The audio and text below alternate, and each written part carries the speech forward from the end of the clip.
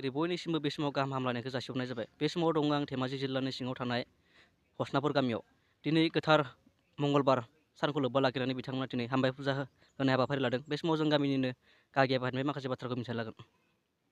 दिनै हस्तिनापुर गामिया दिनै हामबाय गारजा फोरबोजों लोगोसेनो जों गिबियावनो सेथियाव जोङो फिरफिला उरायनाय 9 बाजियाव फिरफिला उरायनाय हाबाफारि लादों आरो बिनि उनावहाय नैथियाव जोंहा गोथैसि बावनाय एबा बिबार बावनाय हाबाफारि रुंसारिफोरनि आरो बिनि उनाव जोङो थामथियाव जोंहा आर'ज मोनथिना आरो बिनि उनावहाय जोंहा आर'ज मोनथिनायनि उनावहाय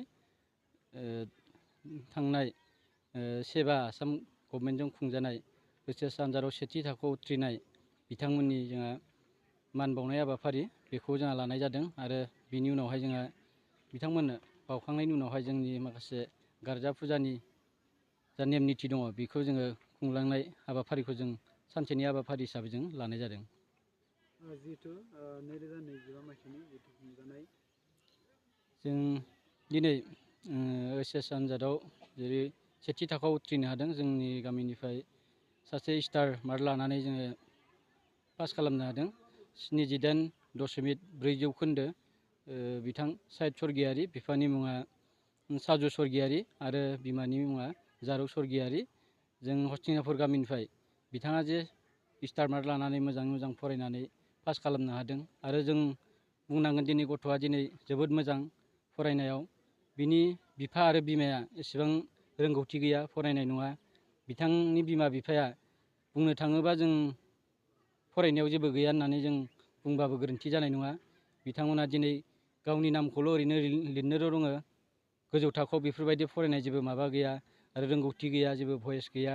थेवब्लाबो जे साहित सर्गियारिया गावनि साननायजोंनो गावनि गोसोजोंनो बेफोरबायदि थांनाय ओइस एस आनजादावबो बिथाङा सेथि मासि लानानै उथ्रिसार जानो हादों आरो दिनै ओइस एस आनजादावबो स्टार मार्क लानानै बिथाङा उथ्रिनो हादों।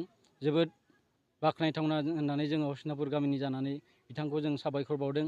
दिनै जोङो बिथांनि मुङावनो दिनै जों हामबाय गारजा फोरबोजों लोगोसेनो बिथांमोनखौ जोङो आर'नाइ बावदों आरो गामिनि नेमखान्थि बायदियै जोंहा मान बिलाइ बावो आरो बेजों लोगोसेनो जोंहा अनसुंथाइ हिसाबै एसे रांबाबो रां होनानै जोङो बिथांमोननो इयुनाव माबा मोनसे कलम बहि बायना लानो एबा एडमिसननि थाखाय एसे रां अनसुंथाइ होनाय जायो। बिथांमोननो जों बेखिनिखौ होनाय जादों आरो बेजों लोगोसेनो बिनि उनाव दंबावो प्रसान बसुमतारी। प्रसान बसुमतारियाबो जोंहा 73.2 जौखोन्दो लानानै बिथाङाबो सेथि थाखोआव उथ्रिनो हादों। बिथांनि बिफाखौथ' बयबो मिथिखायो, सुनित बसुमतारी आरो बिनि बिमानि मुङा पुर्निमा बर' बसुमतारी। बिथां सुनित बसुमतारीखौथ' बयबो मिथियो। बिथाङा गावनि रोंगौथियाबो दंखायो आरो गावनि गथ'फोरखौ माबायदि फरायहोनांगौ, माबायदि फोरोंनांगौ, माबायदि फरायसालियाव फरायनांगौ बिनि फारसे बिथाङा गोबां सांग्रांखा आरो रोंगौथि गोनांखा। बेनिखायनो बिथांनि गथ'आबो प्रसान बसुमतारीयाबो दिनै 73.2 जौखोन्दो लानानै सेथि थाखोआव उथ्रिनो हादों। बिथांमोना जोंनि गामिखौ बे सेथि थाखोआव उथ्रिनानै गोबां जोंनि गामिखौ जौगासारनाय लाबोदों। जोंनि गामियाव गासै 3 होनाय जादोंमोन आनजादखौ। बे 3नि गेजेराव सासे नैथि थाखोआव उथ्रिदों। बिथाङाबो रहिला खाख्लारि। बिथाङाबो 55 जौखोन्दो लानानै नैथि थाखोआव उथ्रिनो हादों। नाथाय गोबां दुखु मोनदों बिथांनि बिमा बिफामोना। बे दुखुखौ बिथांमोना गोबां दुखुनि गेजेरजों सहायनाबाबो गावसोरनि माबाखौ फोरमायथिंदों जोंनो। थेवब्लाबो नैथि थाखोआव जे 55 जौखोन्दो लानानै उथ्रिसार जानो हादों बिथांमोनखौ जोङो बिथांखौ थेवब्लाबो सेथि थाखोआव उथ्रिनो हायाखैबो साबायखर बावनाय थाबाय। 3 होदोंमोन जोंनि बे आनजादखौ।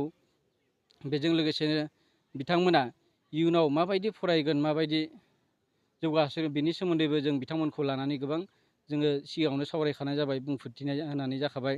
बेनिखायनो इयुनावबो जों फैगौ एग्जाम होनो गोनां एबा गुदि फरायसालियानो जा, गेजेर फरायसालियानो जा एबा हायार सेकेन्डारियानो जा, गासिबोखौबो लानानै जों बिथांमोनखौ लानानै जोङो मासै मासनो मोनसे माने लाइमोन आरो गागि आफादजों लोगोसे सरजाबफानानै जोङो सांग्रांथि मेल खुंनायनि मोनसे हाबाफारि लादों आरो खुंदोंबो, खुंबायबो।